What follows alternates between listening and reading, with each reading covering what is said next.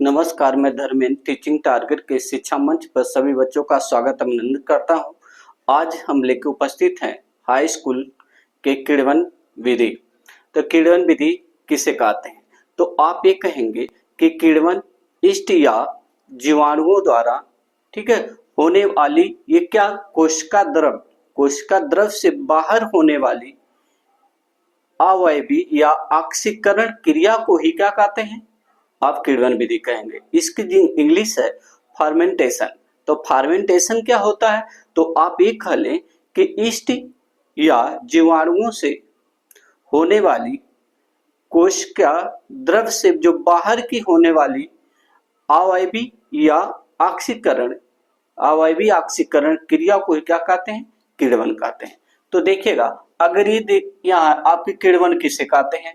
तो किण्वन या इसी को ईस्ट तथा जीवाणुओं में कोशिका द्रव से बाहर, जो कोशिका के द्रव होते हैं उसके बाहर, लेकिन अगर उसी में देखा जाए तो जैसे मनुष्य हो गया, जीवाणु हो गए, तो इसमें जो मनुष्य है इत्यादि, इसकी कोशिका क्या होती है? कोशिका के अंदर सभी क्रियाएं होती है जैसे टिश्यू के अंदर होती है। लेकिन इसमें जो आप जीवाणुओं या ईस्ट में जो देखा जाएगा, तो जो किण्वन विधि होती है वह क्या होती है? कोशिका द्रव से बाहर होने वाली क्रिया है, और इसी क्रिया को क्या कहते हैं? अवयवी ऑक्सीकरण के कहते हैं। इसी को फर्मेंटेशन विधि भी कहते हैं। तो आप सीधे कहेंगे किण्वन किसे कहते हैं? तो ईस्ट तथा जीवाणुओं में कोशिका द्रव से बाहर होने वाले अवयवी ऑक्सीकरण को क्या कहते हैं? किण्वन कहते हैं। इसी को आपका क्या कहते हैं? फर्मेंटेशन कहते हैं। तो आप कहते हैं कि ईस्ट क्या है? तो ईस्ट आप इसको कह सकते हैं कि ईस्ट जो है या जीवाणु एक कोशिकीय जीव होता है, या क्या होता है? इसकी खोज जो है एंटनी लीवनहॉक ने, देखिएगा इसकी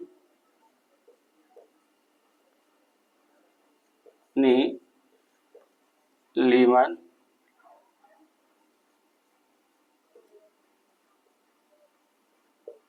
1700, अगर इसका दिया, इसकी खोज जो है 1674 में, 1674 1676 रख ले, ये देखिएगा 1676 में।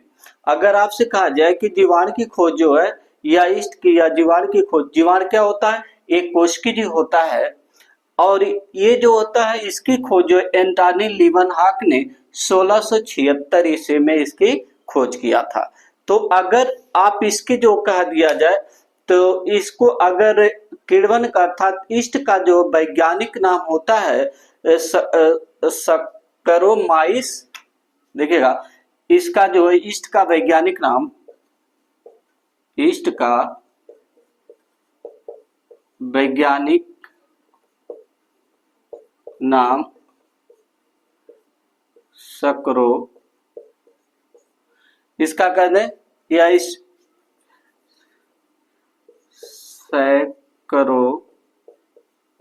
सैकरोमाइस सेरेविसिया, क्या कहेंगे? माइस सेरेविसिया। तो अगर आप ये कहें कि ईस्ट का वैज्ञानिक नाम क्या होता है, तो आप कहेंगे ईस्ट का वैज्ञानिक नाम सैकरोमाइस सेरेविसिया। सेरेविसिया में क्या किया जाता है? आपका ईस्ट का अध्ययन किया जाता है। तो आते हैं अब इसमें कि आपका एल्कोहॉली या किण्वन, जिसको आपका एल्कोहॉलिक फर्मेंटेशन बोलते हैं, देखेगा या ईस्ट या कुछ जीवाणुओं में क्या होता है? पार्विक अम्ल से इथाइल एल्कोहल अर्थात कार्बन डाइऑक्साइड का निर्माण 2 चरणों में होता है। अगर आप कहेंगे जो आप एल्कोहलिक फर्मेंटेशन क्या होता है, इससे किण्वन की विधि की 2 विधियां होती हैं। आप पहली विधि इसकी होती है आप एल्कोहलिक फर्मेंटेशन कहते हैं। अब इसमें आता है या एक ईस्ट या कुछ जीवाणुओं में पार्विक अम्ल से एथाइल एल्कोहल और कार्बन डाइऑक्साइड का क्या होता है? निर्माण होता है। अर्थात ये 2 चरणों में पूरी होती है। कितने चरणों में होती है? 2 चरणों में इसको पूरा किया जाता है, जिसका एक सूत्र है CH3COCOOH। ये क्या है आपका?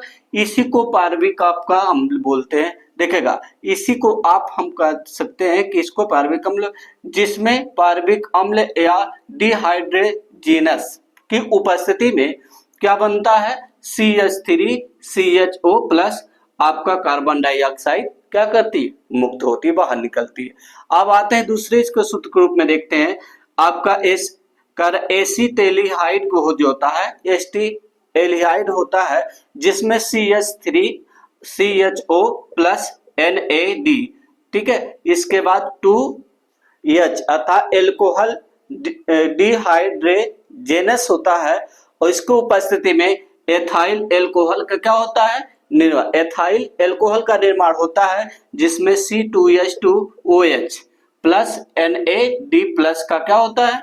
निर्माण होता है। अब आगे देखते हैं कि लैक्टिक अम्ल क्या किण्वन विधि होती है, जो दूध के द्वारा जो होती है। दूध किस तरह से जो आपका मतलब खट्टापन उत्पन्न हो जाता है, तो जिससे किण्वन के विधि द्वारा दही का निर्माण होता है, उससे जानने का प्रयास करते देखिएगा। जिसे लैक्टिक एसिड फर्मेंटेशन बोलते हैं। दूध में उपस्थित लैक्टोज शर्करा को कुछ होती है, क्या होती है? दूध में जो है क्या होती है? लैक्टोज शर्करा पाई जाती है। तो कहते जीवाणुओं में जैसे देखा जाए, जीवाणुओं में जैसे लैक्टिक एसिड तथा एसिडी या लैक्टिसी द्वारा लैक्टिक अम्ल क्या होता है? लैक्टिक अम्ल में बदल दिया जाता है। देखिएगा, दूध में उपस्थित लैक्टोज शर्करा होती है। दूध में कौन सी शर्करा होती है? लैक्टोज शर्करा होती है। कुछ जीवाणु, जो आपके दूध में कुछ जीवाणु होते हैं, वो जीवाणु क्या होते हैं? देखिएगा, जिसे लैक्टिक एसिड बोलते हैं, तथा एसिड लैक्टिसी द्वारा लैक्टिक अम्ल में क्या किया जाता है? बदल दिया जाता है। मतलब इसको क्या, इसको जीवाणुओं के द्वारा लैक्टिक क्या होते हैं? लैक्टिक अम्ल में बदल दिया जाता है। इसी अम्ल के कारण दूध क्या हो जाता है? खट्टा हो जाता है। तो किसके द्वारा होता है? लैक्टिक एसिड तथा एसिड लैक्टिस द्वारा लैक्टिक अम्ल में परिवर्तित हो जाता है, जिससे दूध क्या हो जाता है? आपका खट्टा हो जाता है। यही प्रक्रिया लैक्टिक अम्ल या किण्वन कहलाती है। यही प्रक्रिया ही क्या आपकी लैक्टिक किण्वन या एसिड के नाम से जाना जाता है। आते हैं, यह क्रिया निम्न प्रकार की होती है। ये क्रियाएं 2 प्रकार की होती हैं। कैसे संपन्न होती है? देखिएगा, लैक्टोज शर्करा जल अपघटन से ग्लूकोज बनता है। जो लैक्टोज शर्करा जो होती है, जल का अपघटन हो जाता है, जिससे ग्लूकोज तथा लैक्टोज बनते हैं। जब उसका जल का क्या हो जाता है? अपघटन हो जाता है, तो आपका क्या बनता है? ग्लूकोज बनता है। इसके पश्चात लैक्टोज का निर्माण होता है। देखते हैं, देखिए, लैक्टोज प्लस जल, लैक्टोज का प्लस दोनों आपस में क्या करेंगे? अपघटन का कार्य करेंगे, जिससे ग्लूकोज आपका गैलेक्टोज का निर्माण होता है। अब आगे देखते हैं, इस चरण में ये हेक्टोज शर्करा, देखिएगा, हेक्टोज शर्करा जो होती है, वो लैक्टिक अम्ल में क्या करती है? बदलने का कार्य करती है, अर्थात बदल देती है। अब आते हैं, इसका एक सूत्र है C6H12O6, जिससे का ग्लूकोज का है, और किसके? कोशिका द्रव। ये सब क्रियाएं किसमें हो रही है? ये कोशिका द्रव में होगी, कोशिका के बाहर नहीं होगी। क्योंकि देखिएगा, ग्लूकोज जो होती है, ये आप कोशिका द्रव में जाएगा, तो उसमें क्या होगी? इसकी किण्वन होगी, अर्थात आपस में क्रिया करेंगे, अर्थात आपके ग्लूकोज और कोशिका द्रव में ये हो जाएगा। तो जिससे क्या? पार्विक अम्ल बनेगा, पार्विक हो बनेगा, जिसे C3H4 और O3 के नाम से जाना जाता है। और इससे क्या हो जाए? पेशी कोशिकाओं में ऑक्सीजन का अभाव होता है। पेशी कोशिकाओं में क्या होगा? ऑक्सीजन का अभाव होगा, और जिसमें पेशी कोशिका, जिसमें जिसका निर्माण होगा CH3H6O3 का निर्माण होगा, और एटीपी अर्थात एडेनोसिन ट्राइफॉस्फेट के रूप में, अर्थात ऊर्जा क्या होगी? बाहर मुक्त होगी। इसी क्रिया को हम क्या कहते हैं? किण्वन विधि के नाम से जाना जाता है। अब इसमें एक और आता है आपका श्वसन की अवस्थाएं, जिसे हम फेजेस ऑफ ब्रीथिंग बोलते हैं। फेजेस ब्रीथिंग क्या होता है? और श्वसन की अवस्थाएं, या इसी को अच्छा सकते। देखिएगा, का श्वसन की अवस्थाएं, फेजेस ऑफ रिस्पिरेशन। अब आते हैं इसको कितने भागों में बांटा गया है। अगर ये तो होगी, इसके आपके कहते हैं बाह्य श्वसन होता है बाहरी भाग का, और एक आपका इनर होता है, अंदर होता है। तो आंतरिक भाग और बाह्य भाग। अब बाह्य भाग में क्या होता है, जैसे श्वासोश्वास की क्रिया होती है, जिसे हम ब्रेथिंग उसकी इंग्लिश होती है। अब आते हैं, जैसे आपका श्वासोश्वास क्या होता है, साधारण में समझ ले। इसका तात्पर्य है कि जैसे आप पेड़ पौधे हैं, ये पेड़ पौधे हैं छोटे बड़े, पक्षियां, तो आपके देखेगा वायुमंडल में आपका ये सारी चीजें हैं, ठीक है। इसमें करा वायु भाग से, जब वायु भाग से पृथ्वी के आपके देखा जाए वायुमंडल अर्थात वातावरण में आपकी O2 प्लस CO2 दोनों है। अब इसमें CO2 भी है और O2 भी है, लेकिन क्या आपका ऑक्सीजन क्या अधिक मात्रा में, क्योंकि ऑक्सीजन हमें पेड़ पौधों से मिलती है और कार्बन डाइऑक्साइड विभिन्न प्रकार के छोटे बड़े जीव जंतुओं द्वारा मिलती है। लेकिन एक आराई इसमें ये समझने वाली बात है कि श्वासोश्वास का ब्रीथिंग क्या होता है। ब्रीथिंग माने सांस को लेना, मतलब आप क्या करेंगे, ऑक्सीजन को ग्रहण करेंगे, इंटर करेंगे आप अपने नाके छिद्र के द्वारा, अपने मुख द्वारा, अपने जो है नाक के द्वारा जो क्या करते हैं आप ऑक्सीजन लेते हैं। तो ऑक्सीजन को क्या करना, वातावरण से ग्रहण करना, क्या करना, वातावरण से ऑक्सीजन को ग्रहण करना, और कार्बन डाइऑक्साइड को क्या करना, मुक्त करना ही क्या कहलाती, ये क्रिया श्वासोश्वास कहलाती है। अर्थात इसको क्या कहेंगे, ब्रीथिंग कहेंगे। इससे क्या कहेंगे, ब्रीथिंग कहेंगे। अब आते हैं, इसमें एक आंतरिक क्रिया होती है। ये क्या होती है, ये वायु भाग में होती है, मतलब एक आंतरिक होती है। लेकिन इसमें एक आपका इस है कि ऊतक तथा वायु कोशिकी होता है। मतलब ये क्या होता है, अगर आपका एक मनुष्य है, ठीक है, तो इसमें आंतरिक और वायु, आंतरिक तथा ऊतक शोषक होता है। जैसे आंतरिक होता है लेकिन ऊतक के रूप में होता है, ऊतक में होता है, लेकिन वायु कोशिकी होता है। वायु माने बाहरी भाग से वातावरण से क्या करना, इसमें सीधे सीधे कह सकते हैं, इसमें ऊतक तथा वायु कोशिकी वातावरण के मध्य श्वसनिक गैस के ही विनिमय को क्या कहते हैं, आपका आंतरिक श्वसन कहते हैं। तो ये आपका आंतरिक श्वसन हो गया, इसके बाद श्वासोश्वास हो गया।